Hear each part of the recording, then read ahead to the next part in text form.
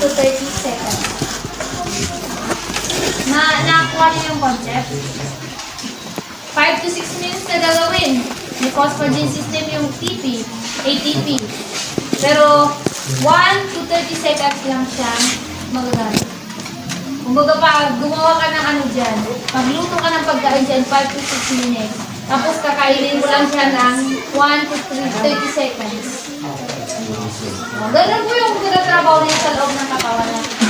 May naalala yung mga palabas na yung parang may nag-release na mga na doon sa loob ng katawan. O ganyan din po yan, yung mga nagtatrabaho din, para din yung company yung loob ng inyong katawan.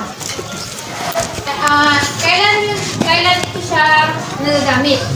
Kapag may mga activities kayo na yung siyang gamit, mabilis din siya ubos. Palitan ka agad. Ganun po ang trabaho ni phosphagen system. So, pag ganon, mabilis siyang mapalitan,